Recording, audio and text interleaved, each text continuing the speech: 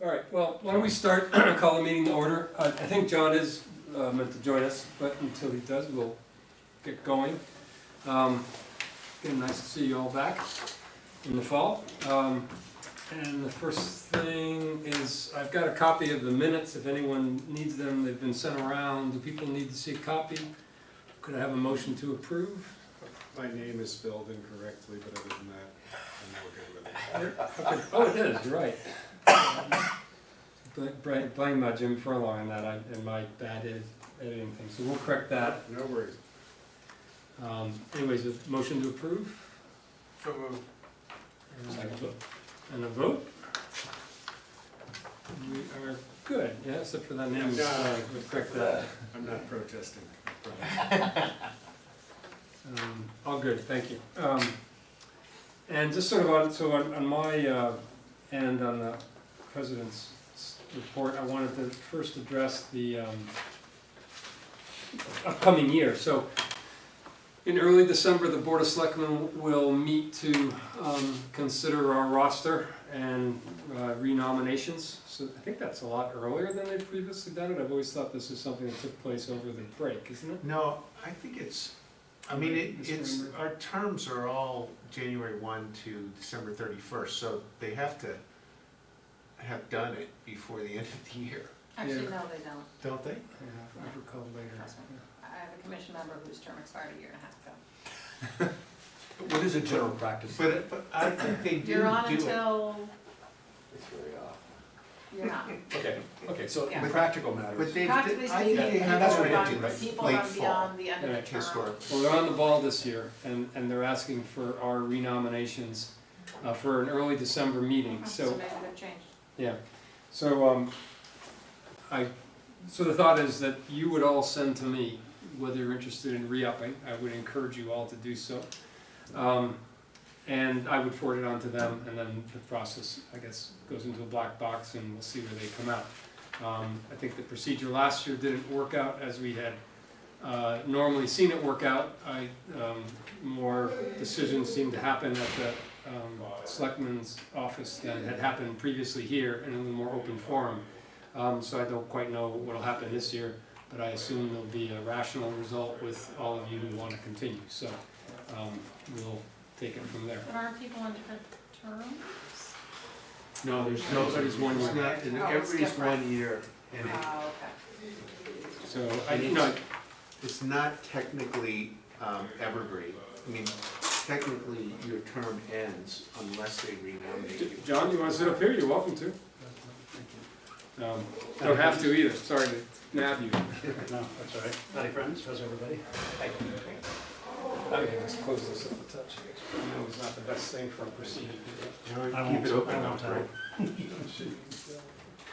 Bill, what's the percentage or the standing of, because isn't there a party, isn't there a Republican, Democrat, Independent standing that has to be met? Yeah, I think that- Where are we at this point, do you know? Yeah, well, we're balanced. If I recall, is it can't be more than 7, Yeah, not balanced in the sense of 50-50, No, but right. we're in compliance. which is, Got it. I think not more than, forgetting the percentage, but I think no more than 7 people. can be 7 out of 11. Out of 11, I think that's right. So that, I think, yeah, we're adding, we can't lose a Democrat, which to me is a good thing, but to some of you, yeah.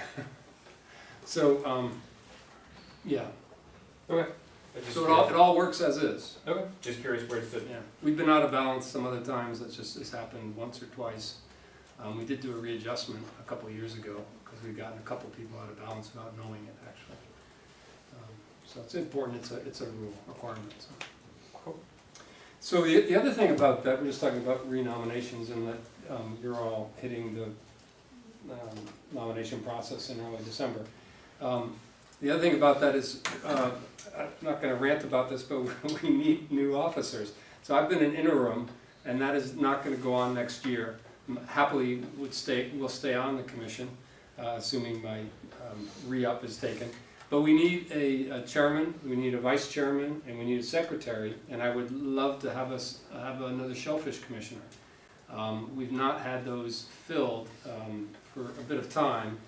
Jim Furlong and myself have been interim for this last year. I don't think you're getting full service from your officers, I think it'd be nice to have non-interims, some guys who can spend some more time. And that's just the way it's been this year. And I don't know if you all saw that I had done up an annual report, sorry. And, you know, for better or worse, that's what I did up from our activities in the year, and I've done those prior, and Flip's done those prior. And I guess I would make the point, if you're an officer, you get to control what that page says. To the extent those projects don't tickle you, you think they should be expanded, you think some should be deleted, that's what the officers are helping steer here. I think it's a pretty neat assemblage that we do. I'm proud of what we do. And I'd love if we could do more, and if, you know, you as an officer wanted to step up to emphasizing something more, deleting something, making your case, there it is on the page to consider. So this past annual reports, also you could look into. But I put that in front of you as hopefully an enticement, if some of you have that zen to help shape the agenda. So, John, I'd gotten into the chair's report. If you wanted to stay through the whole meeting. Well, so I've got another meeting at 8 o'clock, Yeah, I've just come from another one, so I apologize for being in and out. We offer you an early slot and an early exit. There's, An early bedtime would be nice, but I might not get that. first of all, we like your signs around town, just notice those. Oh, thank you. It is a little, it's interesting, I mean, I'm running unopposed, in fact, the entire slate is unopposed. There's one RTM seat that I think has one or two extra candidates for that, but by and large, it's unopposed. We decided to run a campaign, partly to signal there's gonna be a change in administration, but also to remind people not of the obligation, but the joy and the privilege of voting. It's important to vote even when it's an uncontested slate like this, if for no other reason than to set an example for others and to take advantage of the fact that you have that unfettered right, so it's important to get out and vote. The quick update from my end, we did have a Great Island Advisory Committee meeting last week, and you can watch that on tape, I won't go into much detail. Particularly helpful comment at the meeting was from Lori. We talked about a number of things that you really have to get in place in terms of rules or procedures or warnings or all these things that you guys have been, I think, very thoughtful of about that we need to incorporate into our Great Island effort. My sense is that while we won't be able to get vehicular access to the island until, call it July, because the road that goes up from Rings End Bridge up to the traffic circle is, in the drawings, it's called 23A. That road needs to be widened to accommodate two-way traffic. And that's a process that'll start soon, but we're not quite there yet. But that doesn't impede us from permitting pedestrian and cycling traffic. And so there's a couple of things that we need to do in terms of some paving, and I won't go into all that, it's on the tape. But I don't see why we actually couldn't see that access in January. So that's gonna come up much more quickly. And I think that'll start to give folks a chance to be there.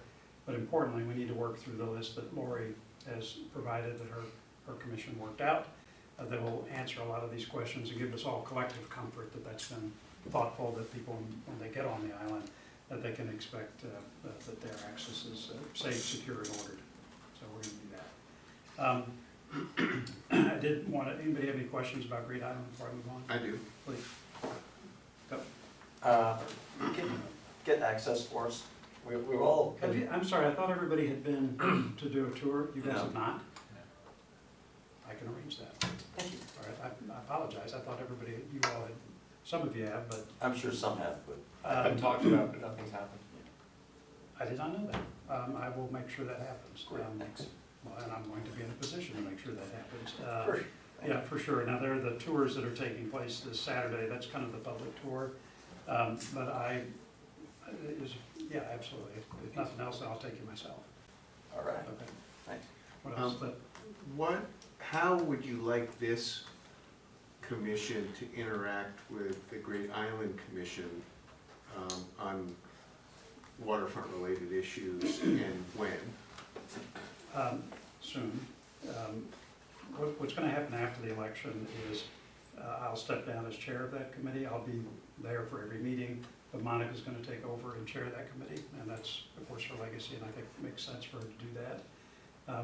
To answer your question, though, I'd make it kind of a two-way street. I think anything that pertains to water, I'd like this group to actually articulate, these are the things that we need to worry about and think about, and for it almost to be a working group. Lori's listed out quite a few things that need to be tackled.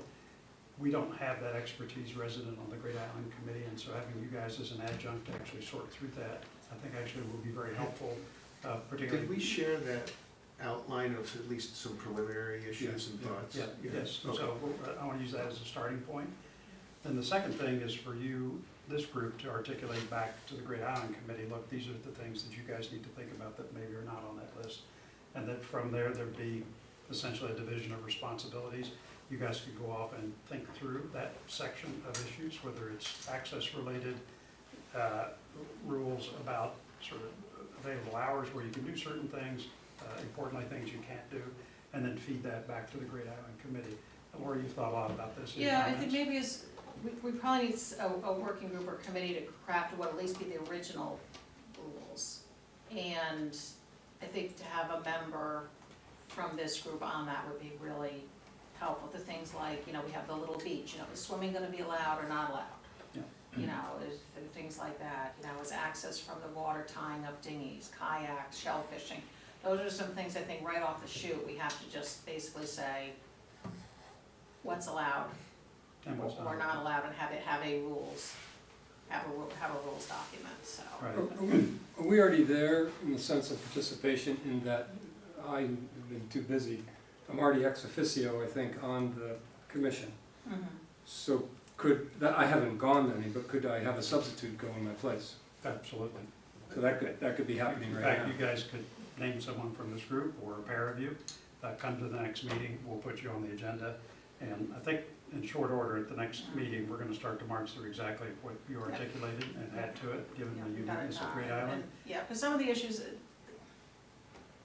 I mean, we're gonna have the public input, and they're really tricky. We have to think about safety issues, we have to think about enforcement, which is always a challenge, but it takes some time to vet through them. I mean, some of the one I brought up with you that doesn't relate to this commission is dogs. Dogs, there's always discussions around dogs, but just things like that, we have to socialize in the community and decide what'll be allowed, what won't be allowed, you know, will they be allowed, where will they be allowed, you know, all of that. But I think swimming and all the water access is another really big issue, because we have to understand, like, at the town beaches, we have, in season, we have lifeguards. Are we gonna have lifeguards or not? And that's a budgetary consideration. Yeah. So stuff like that, we have to start thinking about. To her point, none of that's been sorted through, so if maybe at the next Great Island Committee meeting, if one or a pair of you could represent this commission to participate in that meeting, that will include you in that discussion. And in pretty short order, that list is gonna be, it's gonna come into clearer focus, Yeah. and then a division of responsibilities in terms of what details do we need to attach to that to flesh it out so that it's ready for showtime. All the stuff that pertains to water-related regulations is a big part of this, and we have made zero progress on that, but it's in anticipation of support from this group. So if all of you are invited, but if maybe one or two of you could be sort of the official reps to come and listen to that. And I'm pretty sure at the next meeting, there's gonna be a work stream that comes out of that, and that would be a big work stream that frankly, you'll help define that pertains to water regulations. Yeah, I think, again, these are seeing the property with particular focus on, you know, the beach, you know, and the different points where the public can access the water. I think them seeing that from the land side. I think pretty much all of you have seen it from the water Yeah, side. dock access, But beach by it's the critical. cottage, even just going up to the main house and you stand on the lawn and look over, it's a hazard. I mean, you could pop off, there's a lot of rocks, and, I mean, adults will pay attention, but if you've got kids there, that's a problem. And so, So, and what people do we, will go down and fish off of those rocks unless you stop them. you're right about that. And so, how do we do that? How do we say, where do we say yes and where do we say no? So I think like specifically fishing was talked about in a meeting in the past, and I think like the little rock clusters that actually the town doesn't own, if I'm correct. That is correct. There are a few that are, They're still connected to the Hay Island property Yes, or the other section. And I think, I said it before and I'll say it again, but I think it's, I think no is a word that probably has to be put out there more than maybe we want in the long term. But like if you allow people to do something once, you know, you can fish off these rocks, and then you're like, I don't know, hazard, can't do that anymore. Taking something away from someone is a lot more, is a lot more challenging than granting someone access to a calculated, specific activity once it's been vetted.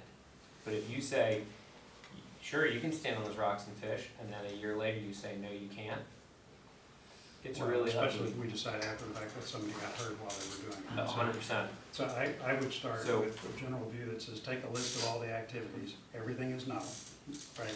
And you're gonna selectively make them yes, and a yes, and here's how. And a calculator, yeah, I agree, because I think, again, it could be, And what, especially if we get you guys out for a tour, which I'll arrange post haste, I'm not sure we have a complete list of all the things that could conceivably be activities or the things that people would want to do.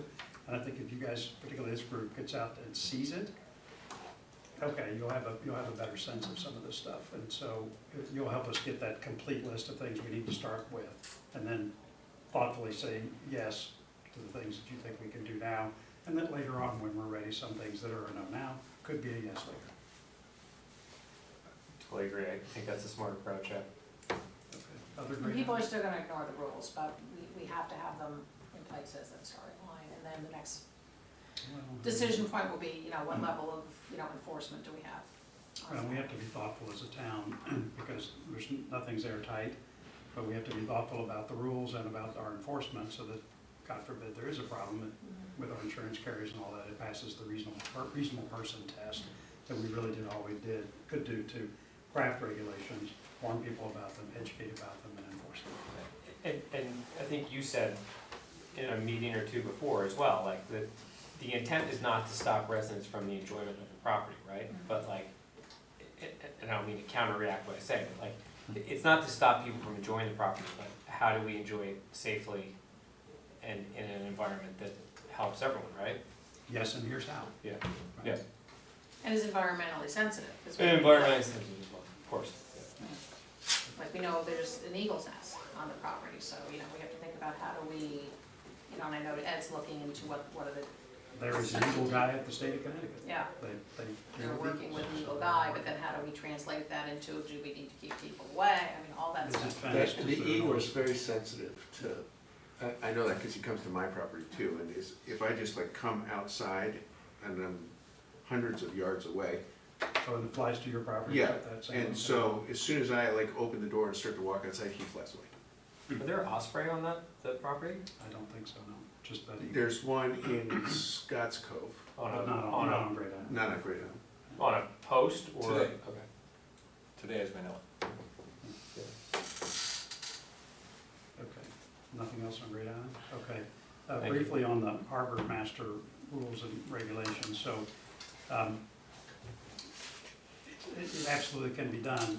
The process for dealing with proposed changes kind of depends on the nature of the regulation. So for example, if it's just a change with regard to mooring rules and regulations, John can propose all that in his official capacity. It goes before the Board of Selectmen, and it's approved by a vote of the Board of Selectmen. If it's different things like changing the speed in a no-wake zone, right?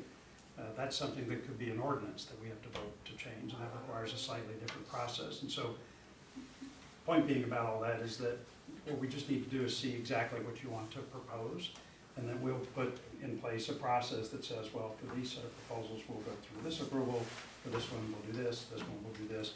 And we've already worked with our attorneys to kind of sort through that, and so they said, let us know what you got, we'll give you the process that you need to follow to review and approve that, and we can put that in place. So if you're ready to do that, the next Board of Selectmen meeting is after the election.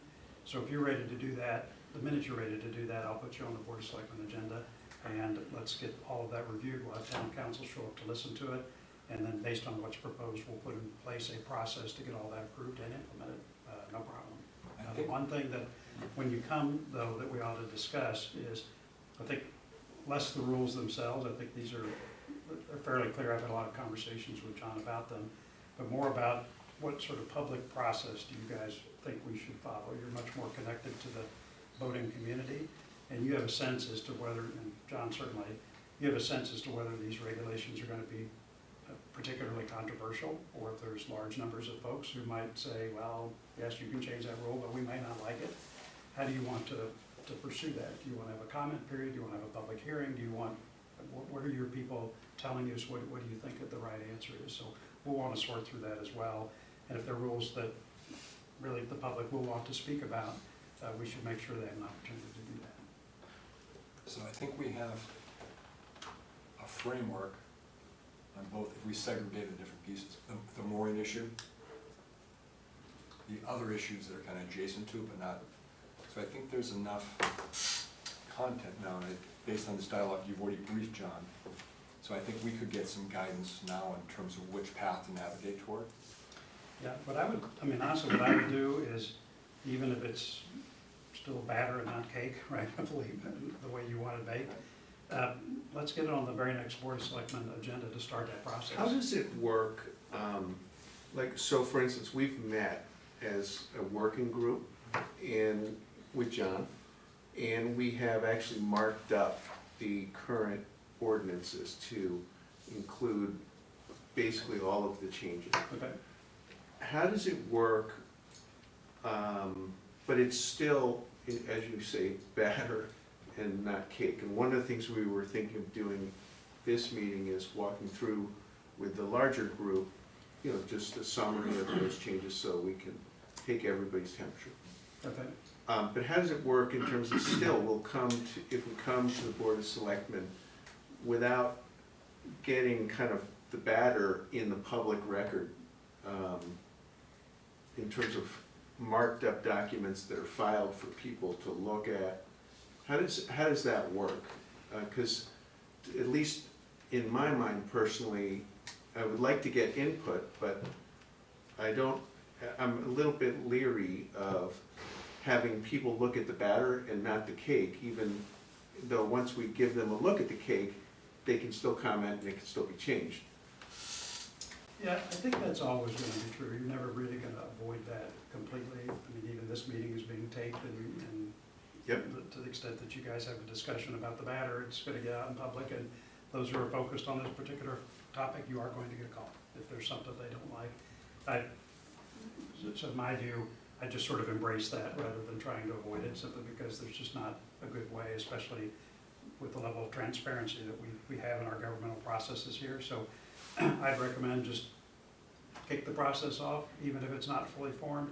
I think a decision you could make, because once you get to the Board of Selectmen, there's an officialness, the flavor that kind of comes with what you're proposing.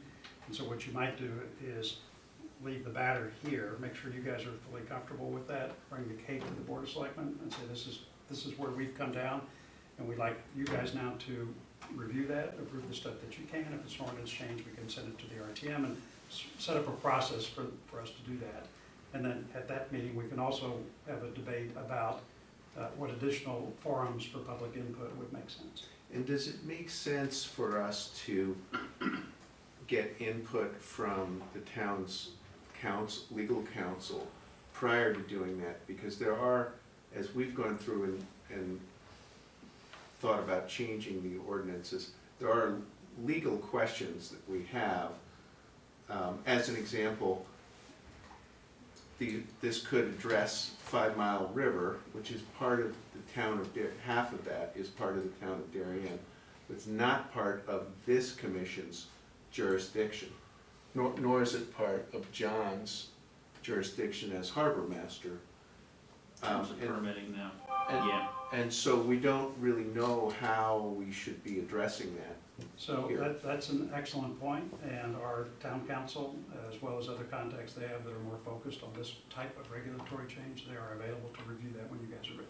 Okay, and I'll set that up. it might make sense to do that before coming to the Board of Selectmen, is that? It's a good point. I think that's a very good idea, simply because the debate that you want to have is about the nature of the changes, not the housing of the changes or the jurisdiction of the changes. And to have that sorted out so you can say, look, wherever we actually come down in terms of final language on these, this group belongs in this process, this group is here, this is a state issue, all that's kind of clearly sorted out with the lawyers beforehand, such that any discussion we have is not on legal questions. I think that's an excellent idea, and when you guys are ready, I'll set that up. And your thought was to have this available as early as the January board of selectmen meeting? Is that your thinking?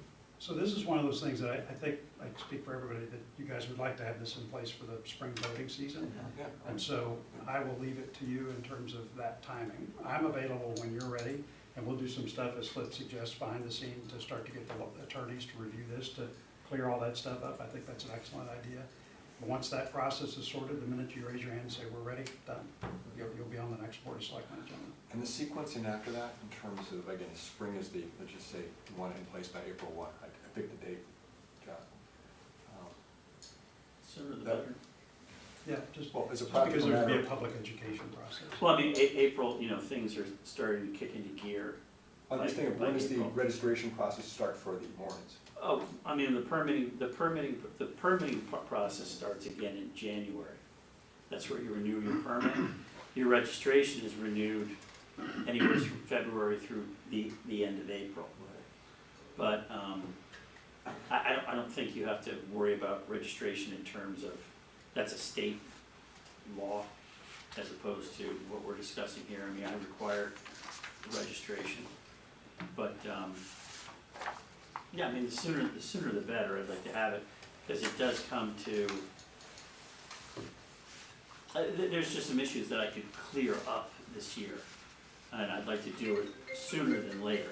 But so one thing that we'll have to think about from a process point of view is we've taken the approach to, so far, of just kind of jamming all of the changes into the ordinances. If there is a route to take, which that will then have a, what I'll say, a longer time frame for approval, just because it's the ordinances that we're talking about. If there are probably some of these changes that fall, you know, also within John's sort of sole authority, and it may be that we want to separate them out. The council could help us. And that council clear lines. could help Yeah. identify that. And I'll set that up. The thing I'll commit to is that, is one, getting lawyers on this right away. Two is that, I mean, I'm gonna be at all these meetings going forward if you can stand it. But to help you guys, that not only put that in process, but once you're ready, what I will do is make sure that the sort of post-coastal advisory commission process moves along with alacrity. So we'll make sure that happens. When you guys are ready, we're gonna move. That gives us some guidelines. Actually, it's insight that Yeah. I thought I should have asked earlier in terms of the process. That's good, we will get there. John, do you have anything to add before we meet that? The only thing I was gonna add to this is there's just one component of the ordinances. It's in regard to the proposed 5-mile-an-hour zone. We need to let the state take a look at the ordinance that we're proposing. Because I want them comfortable with it and give their blessing. Because once we go for the 5-mile-an-hour zone, it has to be in our ordinances, and they have to approve of the verbiage. So I want to get it to them before they can tell us whether it needs to be reworded or not, and then we can present it to the Board of Selectmen. That's a great point. That can be done in parallel with this legal review, right? So the state Right. regulatory review to make sure whatever is included in the ordinance passes muster in terms of wording and scope. Fortunately, that's the only piece of the ordinances that just need to be reviewed by them, because it has to do with boat operation and safety. Can you give them a draft at this point? Pardon me? Can you offer them a draft? At Do they need a final? this point, yeah, we could send them something. I don't know if it's, you know, what comes first, town council looking at it? I actually would send it right away, because town council is gonna be less prescriptive about what you're recommending, but more how to characterize it such that the approval process for that particular proposal is handled in the right way. So I don't think they weigh in on the nature of that content, is my guess. Okay, all right.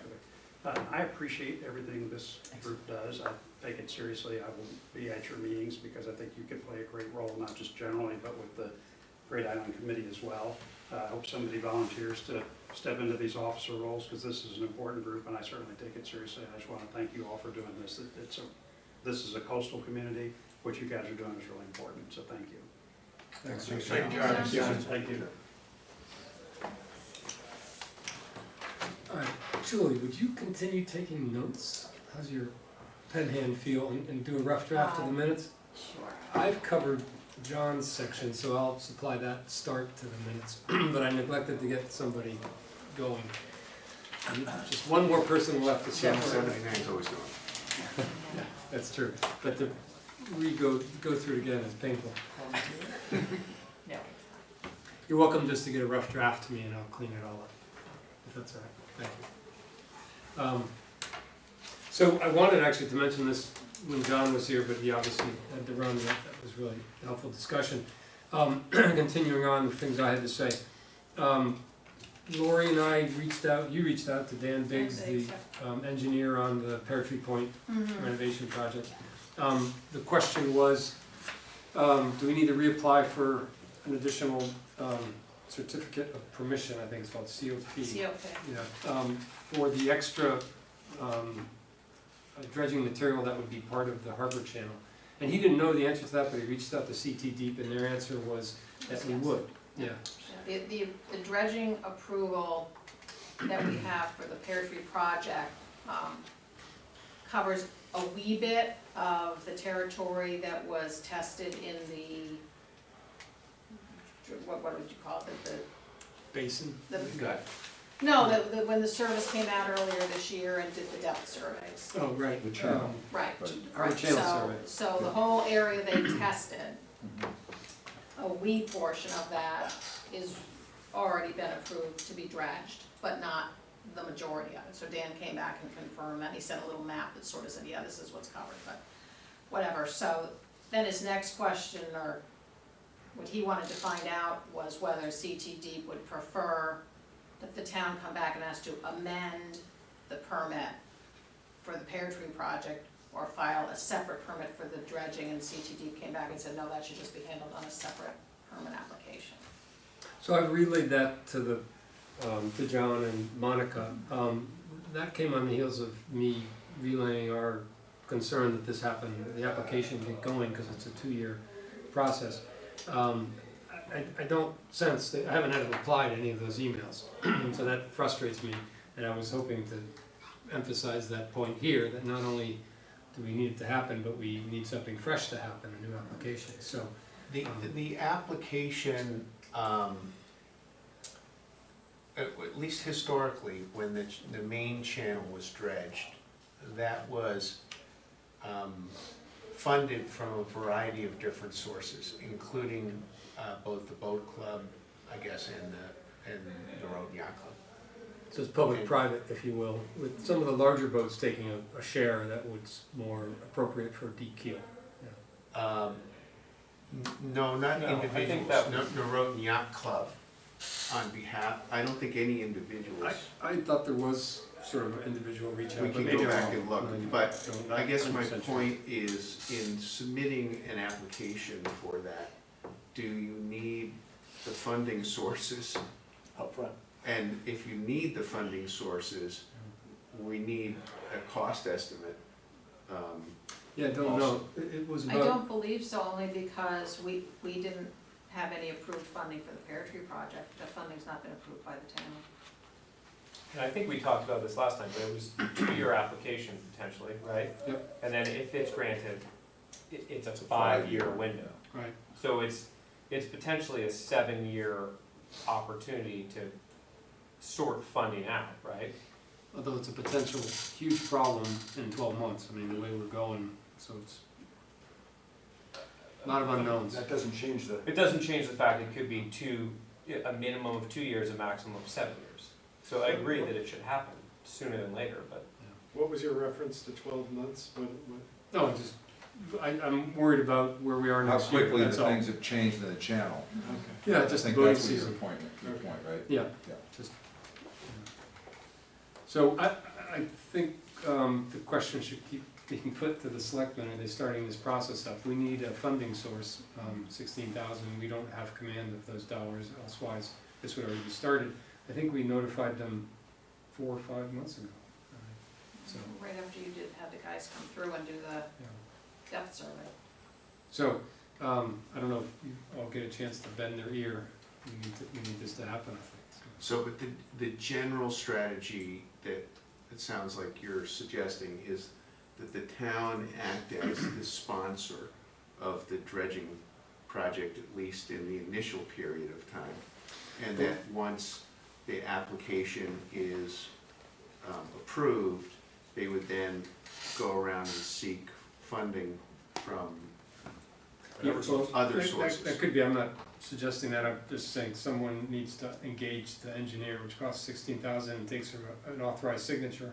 Nobody here can do that, and so I'm just saying, do that, let's start the process, that's all I've gotten to. But that, probably what you're suggesting is exactly what would be needed. Yeah. And I think on the commission, we were pretty clear, our voices, that we would have engaged this fellow the next day, just because there's a 2-year. All right, so what we have to do really is just, somebody's got to approach John again and say, oh, by the way, this was something That's what I that's was really hoping to important. do here, Right, is right, busy. right. Yeah, I think it was that they circled back and said, well, wait, didn't we get this dredging approval through the Pear Tree project? And And I actually, followed up on that right Yeah, away, and that's- and yeah. within a week, we had the answers like, no, it doesn't, yeah. it doesn't cover everything that needs to be And done. they were confident, I don't know about John, but the first selectman's office was confident we were covered at Yeah, first, we and are it not turned out covered. not to be.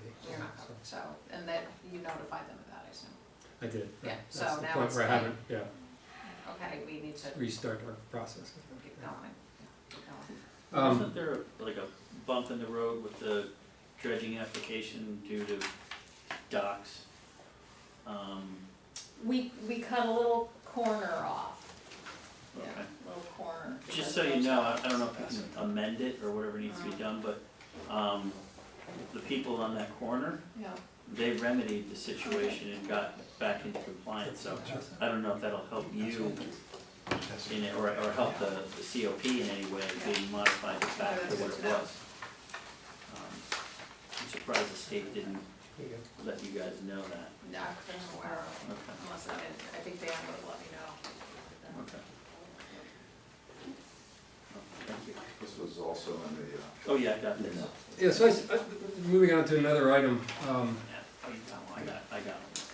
I sent this around, this is just a screenshot of something that was sent around to me. So, this is an example of some of the money that's flowing around Long Island Sound for restoration and protection, and what's being done with it. And I think it actually is sort of interesting. So this is from the Long Island Sound Sustainable and Resilient Communities group, which has just been established on the Long Island Sound study. They have a $5 million funding grant they got from the, I think it might have come from the infrastructure bill, but I'm not 100% sure of that. Anyways, I was on the committee establishing them, and they've just done huge work to try to, on the New York side and on the Connecticut side, to try to get the municipalities properly engaged in the resilience battle that is the battle for coastal community in Long Island Sound. And this is an example of things they're trying to do to outreach, and maybe you'd all like to partake in one of these. That's my point in surfacing it. So they have I guess it's their second Sustainable and Resilient Communities Bi-State Workshop, which is an online event taking place December 7. And I think that's sort of interesting because it's going to talk about various municipalities' planning for resilience and coastal issues. So, this is directly relevant to Pear Tree Point and what smart activity is and what non-smart activity is, and there's a lot of discussion of all those things in our community, and there's a lot of communities undertaking this, and this is where you get sort of reference points for all that. And then I think most interestingly, in November, the second thing here they're talking about is resilience excursions. They're offering field trips. Again, this is the Sustainable and Resilient Communities Committee on 5 Connecticut and New York projects where there's been things like plantings to sort of shield the coast from the energy of storms. So I think there's some really interesting infrastructure things to learn about here. So bring that up. Again, it's the sort of the new money that's going around in Long Island Sound to help with some of our more recent issues. The only other thing I was going to mention that's not on the agenda, but it is on my mind thanks to Julie, she forwarded around a small harbor improvement projects program, round 3, which I was a little not understanding some of the dates. It didn't look like they had updated them, but there's a new round, I think, available. Yeah, I don't know all the details of it, but it seems like it's been going on for a couple of years. Yeah, it's good. I'm not sure. It's gonna pass this around, and I don't even know. this was the 2022 version, but I think there's something current out there. Maybe take one and pass it around. Yeah, sorry about that. Yeah, I went on the website Yeah. to try to find out current, because the last thing in there was for 2022. Right. And I could say, was there around 4? So, the only thing I was planning on doing is calling the contact there and say, is it coming out again? Because we've already passed the 2022 according to what the website showed on it. Right, so I was, keep that Oh, going so around, I'm sorry, sorry. didn't get it going around. So No, you gotta take one from each. so we've still got Oh, the, for me. Thank you, Pat. I needed that, Rob. Does our town have, are you Local. aware if our town has a role or responsibility for grants? no, bring up this thing, so we can keep this going around, he's asking just a question. And there's a page which has Connecticut Port Authority on it, and if you all open that up, And that's the thing. so I was late to distribute.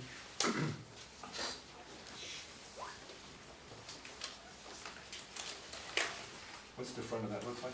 Yeah, so the one that has the icon on it, Connecticut Port Authority. Sorry, I should have split this up and facilitated that last one. And when you open that up, you get State of Connecticut and as your first page. And as soon as everyone gets a copy, we'll just catch it. Quick word about this. This one.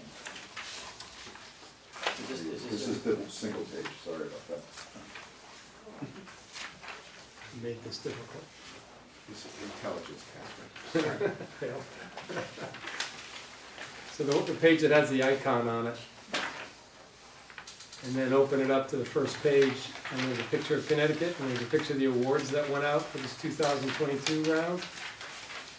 And I think we might have mentioned this in the past, but if you go down to a couple lines for Stanford there, Name for dredging? $3 million. $3 million. Through that one. And then Guilford, Dredgen. the municipal marina planning study, $236,000.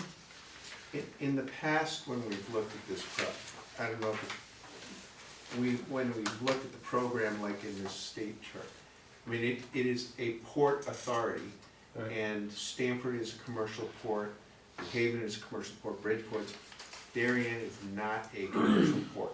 Would Guilford? Cove Island Park Guilford isn't is- a Yeah, Cove Island though, which, I don't, it's No, just in the past. that was the past one, right. We've run Yeah. into problems Yeah. with that. But It's small harbor, I mean, we're a small harbor. but Kevin's question is right on the money.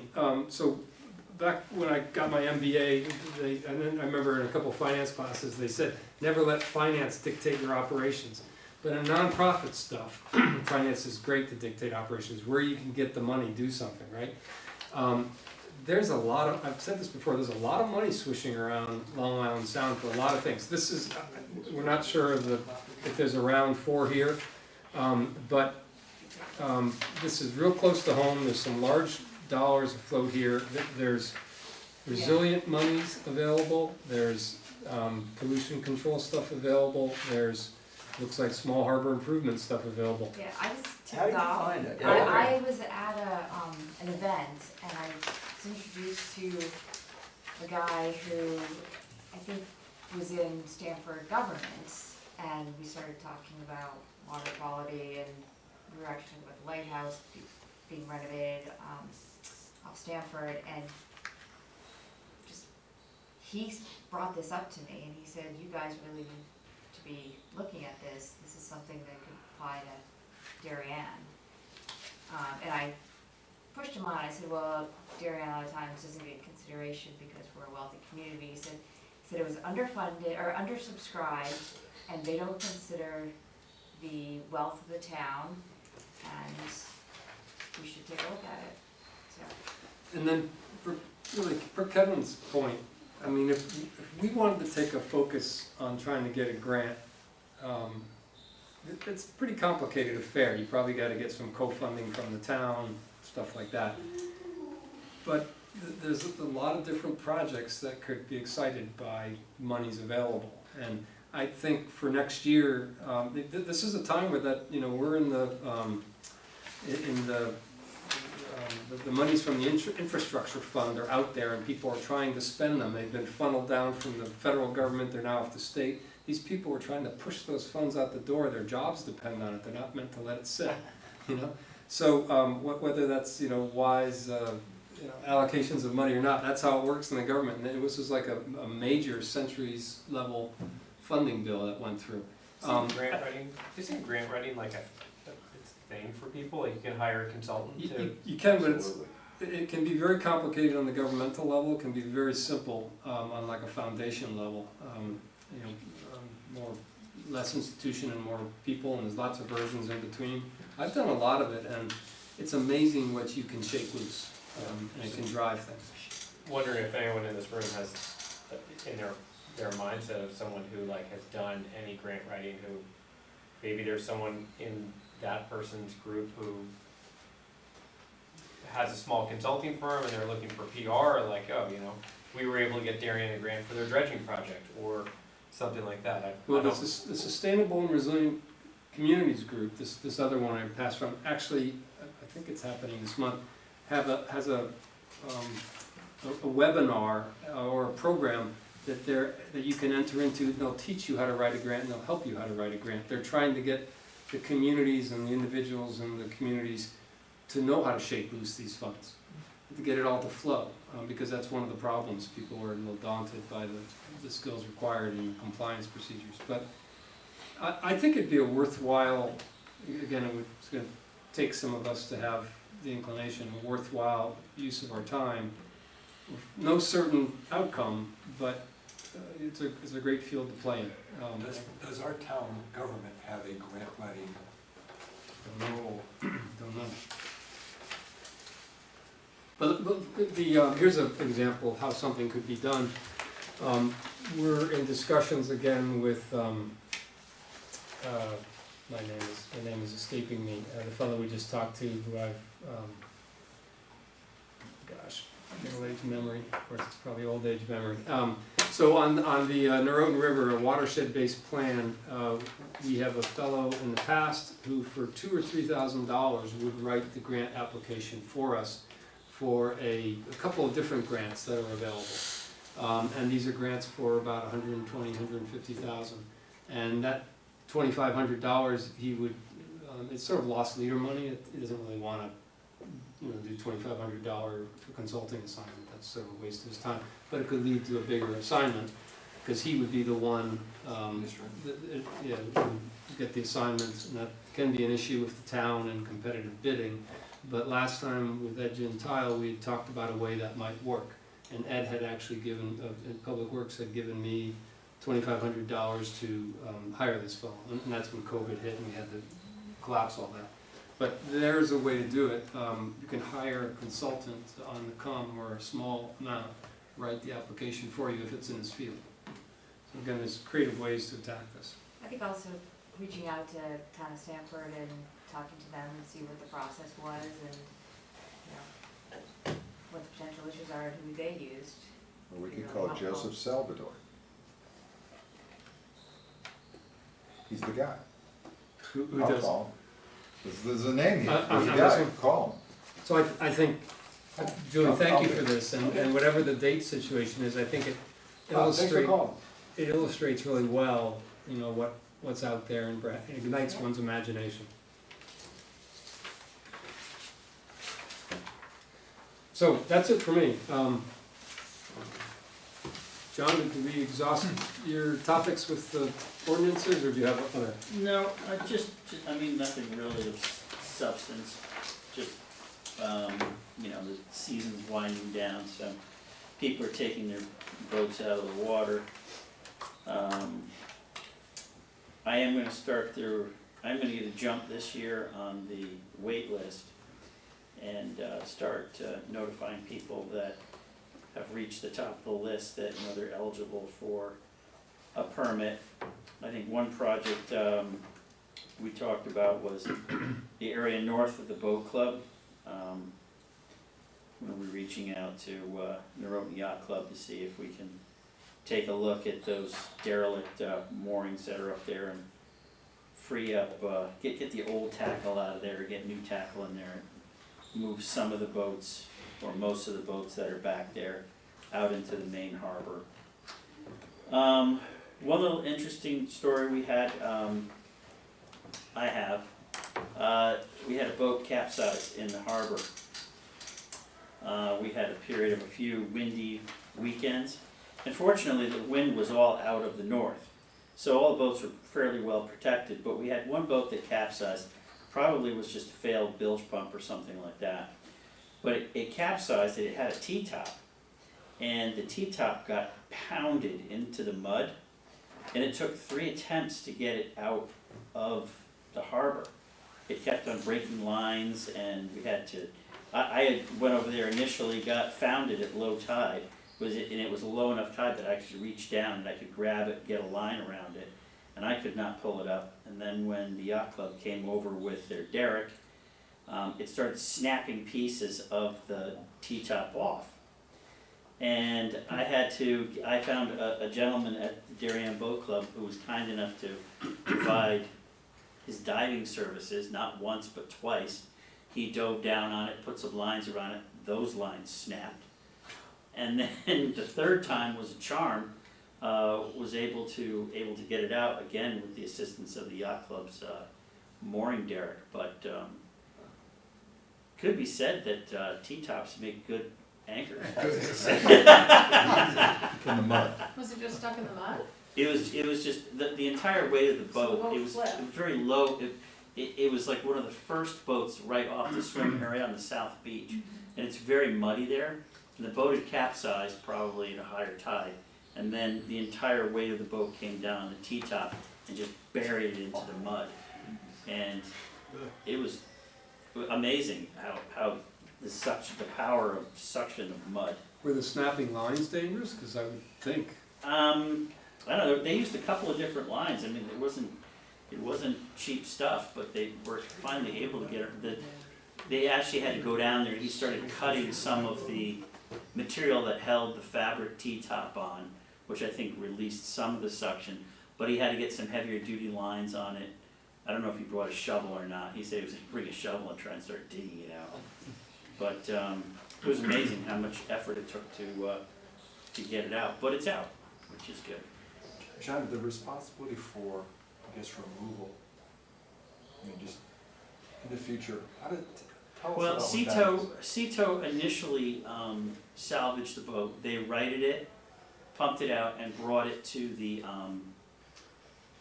town dock, and then a service came and hauled it out. It took a few days to get them there because it had been small craft warning for 2 or 3 days, and they just would not come over, which gave that T-top a lot more time to settle into the mud with the weight of the boat. Technically, Cito, I don't think could have left the scene fast enough. I think it wasn't an easy job to begin with. But, I wanted to remove it because I went over there at low tide a couple of days later, and I could actually see one of the stanchions sticking up, and as muddy as the water was, it was right there. I could reach down and grab it, and it was a hazard. A launch or another boat might hit it. So I wanted to get it out of there. The responsibility for, Cito, whatever their commercial interests were, I guess they reveal themselves, but the responsibility of removing personal property that's a safety and navigational hazard, does that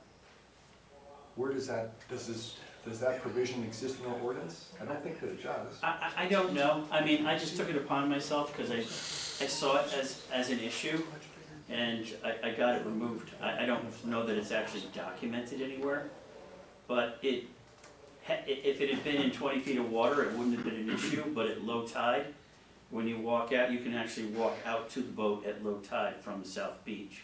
So I was afraid swimmers, people walking on it, because the stanchions were broken off, jagged, sticking up. Myself, you mean Parachute Point Beach? Yes. Yeah.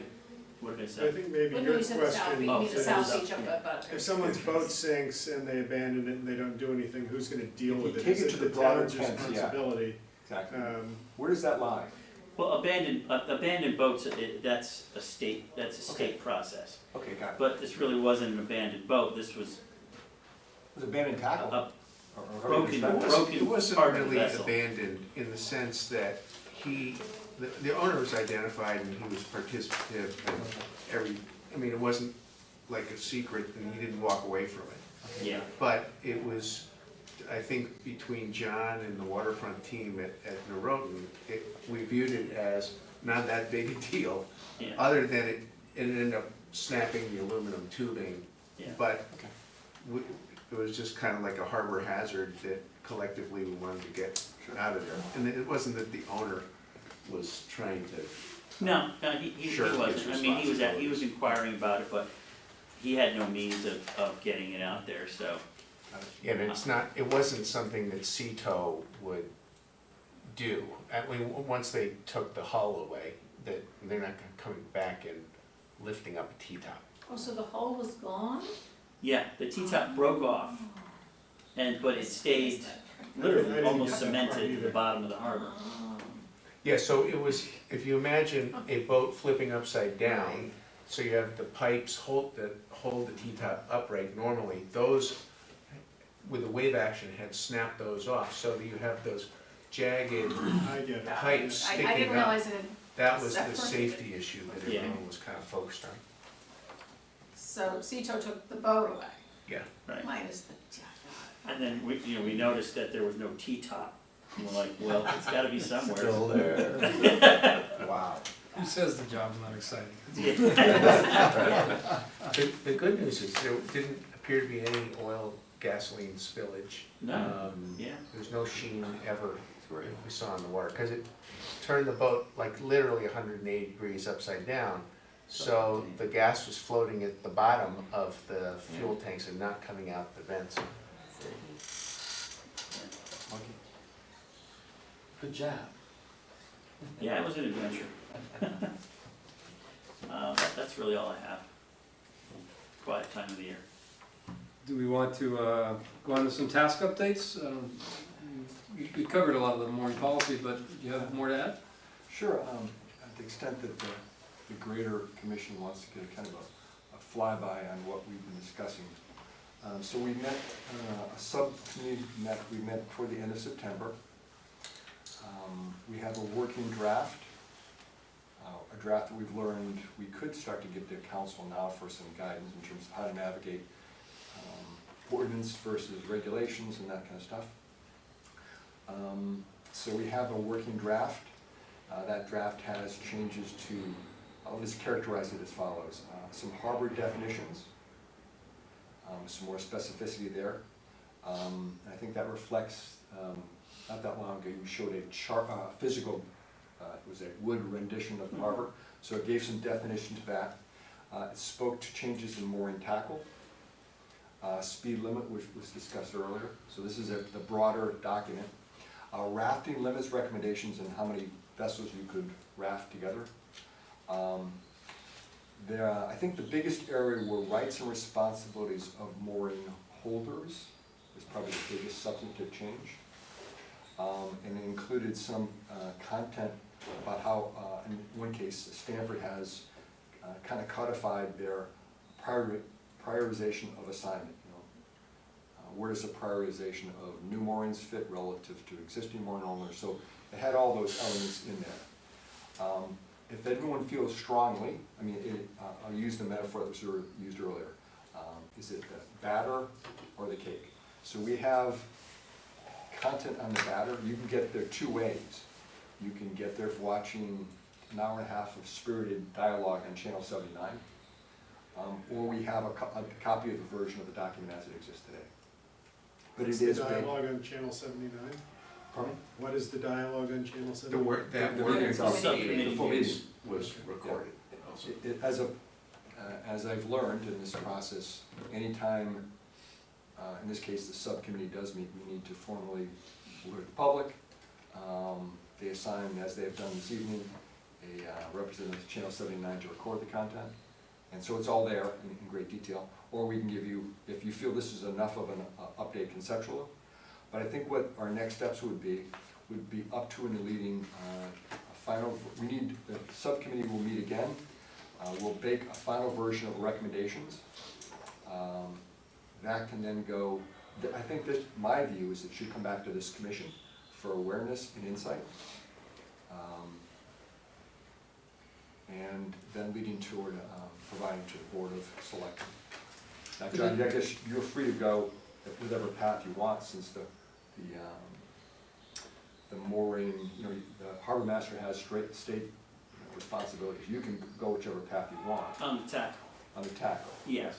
To the Yeah. extent you do that, then I'll offer my opinion, then if the Board of Selectmen say this is have the support of the commission, then I think it would appropriate say, until the commission meets and gives you support of that, you would have to go solo. So that's kind of a trade-off. If you want the benefit of the weight of the commission, then I recommend. Well, I think what I'd like to do is I'd like to discuss it with the contractors that I'm in touch with, their recommendations. Darien Harbor, if there's anything that is necessary to be updated, I know there were some minor recommendations that were made in the past. Ziegler's Cove, the tackle, is probably where the biggest changes will be. And I would definitely want to share it with the larger group so that everybody understands what the new weights and measures will be and why. I'll make a emphasis here. I'm not trying to challenge work that's been done or anyone's expertise. I'm actually feeling very, very assured you guys are going at this very smartly. But I think there's great value in it being presented and approved by the commission, so that it's a commission product. And why? I think if you're gonna put the commission's name behind it, Yeah, we will. the commission should hear what those changes are. And you're a sub-body of us. And if people agree or disagree, they have that opportunity to say, I agree with that, there should be larger moorings in Ziegler's Cove, or that's a great idea, or it's not. And as a whole, the commission votes on it for that, I'm not trying to add more process I'm fine to with it, it. No, but I'm I happy think to that. share, but as I said, I would definitely want to involve the contractors first, because they have the highest level of expertise. Totally, yeah, absolutely. And then share it with the larger group. But to be clear, what Entity. we've been working on is the ordinances. And the ordinances, at some things are specific, but in many things are general. And what the ordinance changes say is that there can be different mooring standards for different harbors in town. That's all it says. I'm And- sorry, I was using the mooring standard in Ziegler's Cove just as a random example. But And also, it says that there will be a separate, not included in here, standard for the actual construction of the moorings. So what we have right here actually doesn't talk about how you build a mooring, or whether one mooring is good for one harbor but not for another harbor. This is It houses, a more general document that authorizes that more detailed. So I agree with you that we ought to come back Yeah. to the full committee. I'm not pushing back on that, but just so that everybody understands what's in here. This is a more general framework document and does not have the specifics of mooring construction or what harbors are suitable for what. And allows John to operate more efficiently. Again, in some respects it does, but Sure. in others, it's more general. And I think it's appropriate we give you all the support you deserve in a robust endorsement of the plan that people come up with. And it's much more robust coming from the commission as a whole after a vote than it would be just from a subcommittee. I think that's what our selectman has indicated. He's looking to this commission for that. Again, you have your alternate path, but I think that's my recommendation. We use this commission as the body that vets it broader than the subcommittee, and has the consensus and the way behind it. So I think, And to the extent, John, you've gone through, like each of the, so the subcommission consists of myself, Robert, Sam, and Flip, and of course, John. And the extent that each of us should be thinking about,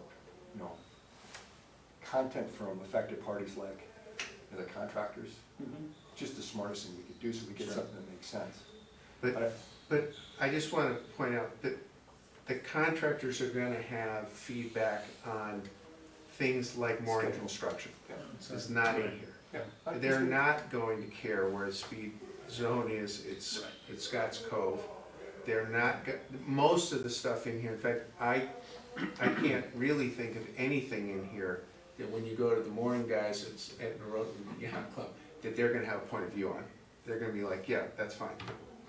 And But Flip, there are other changes that you, Yes. as a subcommission, are talking about imposing in the word escaping me.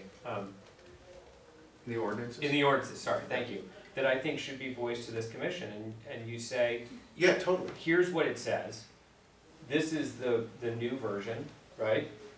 And here are the reasons why we believe this is it, Well, Relax. here's what I would suggest, right? because I'm concerned that we're gonna have a process here that is gonna set us up to be talking about this next year at the same time. You're gonna talk about it here. no, I would suggest and we have a special meeting to handle I this. think so we be should flexible. have just, I think the subcommittee has done a good job, I think, coming up with a framework. To me, we should just move back into the full group. If you all are interested in sort of getting into this, a little bit of the sausage making. Because every time we have a subcommittee meeting, we've gotta have notice, we've gotta get a room, we gotta get, everything takes time. And then we have to come back and interact with this commission's meeting schedule. And it just is gonna take a long time. I think we're close enough, I mean, we could walk through this and have a discussion about, as a group, the individual changes and go from there. And just, Isn't that on the I'm trying to agenda, cut- actually? I mean, More in policy committee, I mean, well, what I've just done, Rob, is give you guys the update, an update, right. and then the question is the path forward. well, and here's where we are with one more meeting in the year, and then I'm forgetting our schedule, but December and January won't have something. right. But we could have a special meeting, and I think people should have the flexibility to accommodate the work they've done. I mean, we're updating the parks rules, just, they need to be reviewed every few years, and there's some things that, like, now that's not true anymore, or gee, some situation came up that the rules aren't clear about. And we literally, it's a noticed item on our agenda, is, review and update the parks rules, and everybody has the red line, and we talk, we go through and we talk about all of and then the public can We're close to that. hear and We're know what, close. what changes, we're talking about, implementing, and they have the opportunity to comment on them. I think what Flip said is great, and a great idea to sort of do is, you guys have done a lot of, as John said, the batter, right? You've done a lot of that, and like, here's all the hard work that we put into this. Like, now that we've spent time outside of the meetings that are sort of short and condensed, like, here's what we came up with, okay? And here's why, and we just want you guys to be on the same page of like, this is why it makes sense, and then we know, because otherwise it's like, John goes to the board of selectmen and proposes this, and it's like, well, Could you just email it as is to all of us right now? Well, we could, Yeah. I will provide whatever it you is, I each just this feel like we evening. should all be on the same Okay. page together. Tonight you'll walk away with where we stand today. What, the Yeah, work is. people should have a What chance to read it, think about it. That's- form And what would you it, like to do at the form next their meeting? questions. We have November. Yeah, whether we November. do it at the next regular meeting, or whether we have a special meeting, either one, we should just walk through this markup. There's a few more tunes, but again, this is a draft, this is the Cape Batter. So you'll each walk away this evening with the Cape Batter as we exist today. And then And that we'll- makes sense, because you can't have a group of 9 or 10 No, updating a document, that, to have a small group is fabulous. So maybe the process then would be is we'll provide that document to each of you this evening, the hard copy version of that. I'll ask you guys to make your thoughts known. Give an email back from your public email address on any content you have questions or feedback on, and we'll start to incorporate that in. How about that? That'd be faster, right? If anybody's interested enough to read it, You they've got a can't comment. conduct business over email, so you just have to be Are careful. we conducting, just a procedural point, if we ask for written feedback on a public document, No? Well, let's incorporate a session of this in November. Yeah, I just wanna be No, careful. you know more about- no, I'm asking a procedural point. Yeah. I think Feedback is no, procedurally, we we'd have to can't. comment at the next meeting, that they Yeah, could we send could something check to with us to Kate or be talked something, about. but I know I've always been cautioned about doing anything that's construed as conducting business, because it's not Well, like why don't we just hand Kind it of out having to a discussion everybody, back they and can forth. read it, and then at the November meeting, All we right. can go through it. I'm fine with that, in fact, that's efficient. What it will mean is that, we'll have a 2-hour meeting on this topic. We could give you questions beforehand, so you could be prepared at the November meeting to address Is that this. okay? Okay. Look at that, I don't know. That's- I You think got so. that one. You just Okay. have to not be getting in a back and Forward, Okay. right. forth. And then what you can do after the November meeting is decide when you're at the point of having a finished product and looking for a vote. And if nothing changes, that vote could happen in November, or maybe it's in December or January, whenever you're ready, and how you need to bring us abreast of any changes. I think it's probably, if I pay that out, it's probably another special meeting either at the end of the month of November or December, which there is none scheduled now. Right. None scheduled for January? I believe not. Okay, okay. So I think the schedule is only through 23. There's a review of the clean and the red line. And if the clean and the red line, if what's represented in the clean is good, then before it goes to the selectmen or anything, we should have the council review it as offered by Zagrodsky, make sure that any citations are okay, make sure that there aren't any conflicts that they see, and then come back to the committee with a document that's okay both amongst the committee and from the council before we even talk, before we approach the selectmen, right? Yes, I think your point is that before this commission votes, Let's we should get have the a council conversion. have a bite at the apple. Yeah. It just makes it so much easier. Kevin, let me materials- ask a very small logistical question. Are your copies in black and white or color? Color. Okay, good. And you would also wanna post them, like when the agenda's posted on the website for this meeting, if that's on the agenda, the actual document should be posted as well to the public. That would be the fruit of that would be net of the town council, yes? Which is Yeah, whatever we would be discussing at the Discussing. meeting, whatever version everybody got, you would wanna have posted with the meeting materials. So So that the public can access it. Sam's asking a question, just, again, this is like logistics here, but this version that we have here, it has a lot of redlining in it, and then it also has handwritten comments. One option is we hand that out. Another option is that we, like, just go turn another draft of it to incorporate the handwritten comments, just so they're easier for you guys to follow all of the changes. Yeah, I think Sounds that's a good. good idea. And so that's just a, If I look at the amount of handwritten notes, it's not like a lot. it's not a lot. It's like going Just back, from an expediency standpoint, Okay. I propose we let it rip as we've got. It shows and reflects where we have the meetings of the minds, where we have also some, there's a wavering variation on how much specificity we should put in this document and how much should be left vague by intent. So give, greater operating latitude to the harbor master. So there's some variations there, but you'll see where the thoughts are at. Oh, I think the other thing we ought to clarify is that in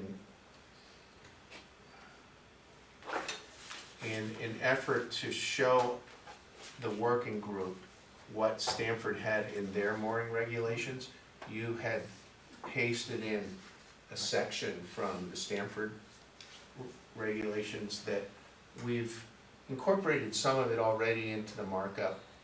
But it's just kind of living at the end here. It's in the real world that will get taken back out, so it's, Or instituted elsewhere. but it's just kind of, my Sitting out point there. is, it's an artifact that's sort of hanging at the end of the document, and so you need to understand that that's not part of the text that Well, we're you- actually. You guys do what you think's best. Let's get it going. We have deference to you There's as our working experience. I agree subcommittee, with so. this. Thanks, Kevin. Thank you. Let's get it going. You're living it.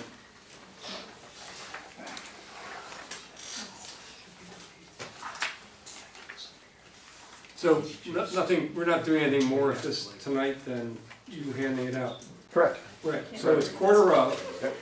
And John's not our friend. I think we got a good working plan on this. I think it's actually well thought out. I think one thing we could do, send everybody, email everybody the link to the current ordinances, the way they're stated on the town's website. That's a great idea. That way you can see the markup here, but to me, I have trouble with this. Just to read it as So is. just to read it as is, Okay. and then to look at this, you can just see it clear the before, now the markup, and then I guess you have the ability, well, actually, this is a PDF. Well, look, also procedurally, what we're getting here tonight, I think we need to be posting for our next meeting. It will be the topic of discussion. We're just doing an early distribution, but I think, is this what's gonna be posted at the next meeting for discussion? Or we're gonna clean it up a bit. With some more refinement. Okay, so There's some more shape. that should come my way before our meeting in 3 weeks, so we'll post that as a discussion item and do the right thing by FOIA. What I'll do is I'll, just respond to the email that you send out to everybody for the meeting, and I'll just add the hyperlink so everybody can click to that and look at it if they want to. It's not easy to find, Okay. so I'll just send the direct hyperlink to everyone. Is there any thought that additionally, like, well, we're sort of a ways off, we should slot a special meeting? So what would that be? That would be early November, middle of November or Well, something? we've got a Next one, November November 13th. We Oh, I'm already- sorry, meeting comes sorry, out. it's October, Yeah. sorry. Yeah, next one, November 13th. Whatever that is, 2 weeks after that or whatever, because if, In December. in early December, right, before people leave for holiday and things like that, I suspect we won't have trouble getting a room. We also could do it Zoomed. you know the process better than I am. Yeah, Just I'll saying, make like, sure we have is there a space to potential do to that. throw a date out that says, okay, next meeting, we're gonna Why don't we, go over this after we reviewed it, and these guys have all done their sort of put together, and then before we close out the year, there's a round of people that says, yes, okay, this is the document, like you have the full weight of the commission, right? well, do we want to see where we are at the Of November course, I'm meeting? I think you're right to think ahead that way, but I think. Like, it's busy as always. Yeah, Bill, remember you had asked to have Dan Biggs and Mike Scrow come and give a sort of an overview of the pear tree project yeah, that for was, the November meeting, so that's gonna be half an hour. yeah, that may be pressing. How long do you guys think you need to? well, It will take a while. to It's go a full meeting. Yeah. I suspect it'll be a full one, I have a conflict on the 13th. as do I. Yeah. Okay, why don't I, And I may too, so. So I'd say right now you have 75% I of set a the, precedent, didn't I, with this one? And the 14th is okay. could I ask you to slip it a week? Why don't you guys send me alternate dates that work for you, and I'll send things out to the commission, see how people are, and alternate dates. I have some flexibility, so, appreciate that. Well, this has been, I think, really productive. Thank you. You guys are doing a great job. So, it's neat to see the commission engaged like this. Wonderful. Who else up? Yeah. Topic, yeah. Julie, do you have any, did you finish up the water quality? Is that? Yeah, we did our last, Alan, Bill and I went out this morning. Chile. It's 39 degrees, beautiful morning That out wasn't the there. water, no. The water is, as Flip was pointing out, was incredibly clear, so if anybody feels like swimming, it's a great time to get in there. We had 99.9% dissolved oxygen in Darien Harbor this morning, so that was remarkable.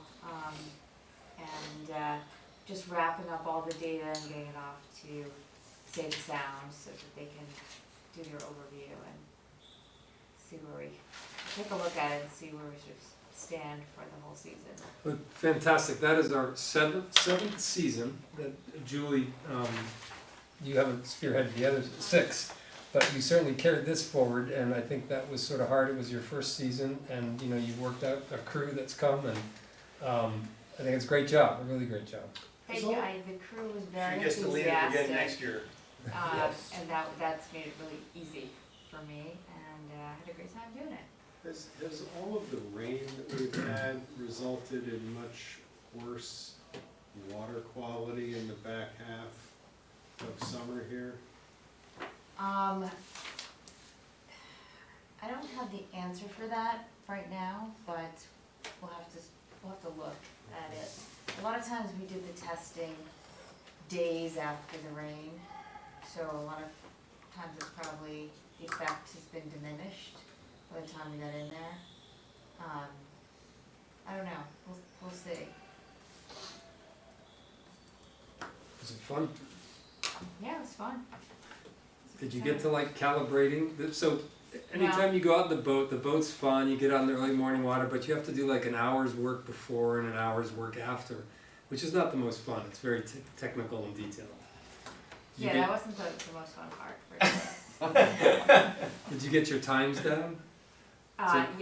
Yeah. And, you know, the data inputting is also a bit, Rob helped me out on that a little bit, and Just a little bit. just a little bit, but next year I'm sure it'll be more. There's a million details. It's not I the was up this simplest morning one. early, I didn't know that you were going out.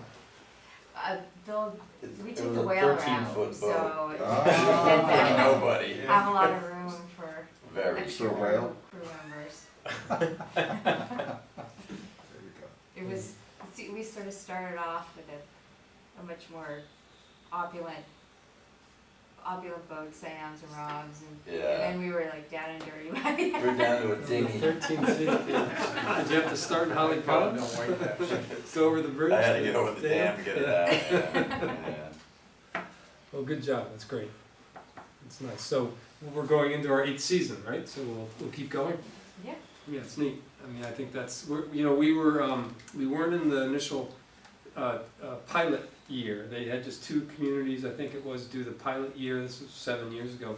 But the first year where they had the official launch of it, which I think was 6 communities, we were in that first group. So we've been with them from the start. And that's a neat track record for tracking our water and establishing a benchmark. So I think it's important. Does anyone have any other business? Is there a value in getting either an end of season recap from our police, or I guess this year we did a beginning of season kind of update? Is it the norm to have the police give us an end of season kind of a, what were the? It hasn't been in the past. I tried to get the Norotan Fire Department here. That was something I was gonna do, and I just couldn't get a hold of them. I've tried a couple times. We get a ride in a boat? Isn't it a fireboat here too? Yes, it's over at Xavier. How about a ride in that? Or We That's can a do smile that. to get on We it. can get the tour. I've been up close to it, I haven't been on it yet. I did get a ride on the police boat this year, and that is frighteningly fast. Yeah. Ooh. So would the commission find that of value to have Sergeant Palmieri in here again? Sounds like we have a busy next meeting. Yeah. But that might be a short component. It might be just a quick touch base. I think we have from time to time gotten them to give us an update, but it's not like time critical whether they do it in January or. Yeah. Yeah. All right. I guess I'm trying to tease out the point, if there's a major component of the assignment is you know, safety and well-being. And I tie back to what you established as your priorities, is safety and well-being. Just a regular cadence from that community. I think cadence is a good word. I think, I don't care when, if it's they're ex next officio, they're ex officio on this commission, and Yeah. like John comes here, it'd be nice to have maybe more. And I don't think that's their fault, we haven't engaged them enough. So for your point, that would be a good thing to have them come in more than just once in a season. maybe a practical ways we establish, maybe each member of, for example, we might put a member of this commission be the active liaison to that group. So if we establish some kind of a, you know, partnership with them, and they feel more attuned to us. Touch base, some Yeah. phone calls, That could and be when our- something comes our up. bridge from to them. that group, I think that's a or great idea. bridge to another, the fire department, or the bridge to. There just, historically, there hasn't been that much to talk about. And so, you know, I think we've also tried to be cognizant of their own personal schedules and their overtime and stuff like that, having them show up for these meetings and then give us a 10-minute update and leave, they're just, you know, historically, their updates have been, yeah, there were some boats going fast in the harbor, it wasn't, we tried to slow them down, and so it was like, okay, not that much to talk about on that. I'd be And happy then with there's it. like one, like, some boat sank, or there's rescue or something, but there. 90% of the conversation is Ziegler's at the end of the day, right? Yeah, it just, there hasn't, we have had them in, it is interesting to hear what they say, but in terms of substantive outcomes from the discussion, there hasn't been that much. And, you know, for the guys who've been on the commission for a while, you feel free to disagree with me. And so, I think we're just trying to be, you know, cognizant of their schedules and the cost of having guys show up. I'd be happy with, Flip, I'd be happy with stats on a marine report for the stats for the season. And if it's most efficient to say, give us your stats for the harbor, the harbors of Rhode Harbor, your marine police stats, so be it. If they keep them, great. If they don't, I'd like to see them move to and toward that. So maybe I'm just trying to shape the policy, maybe that either is in place or not in place. Stats are a great idea. And if that eliminates the need for them to spend, you know, taxpayer dollars attending the meeting, so be it. Yeah. But right now, I'm feeling less than clear on what the intent in the results of their activities for 2023 boating season were. That's a good general point, so why don't we try to figure out how we do a little more bridging, I think, to what they're doing.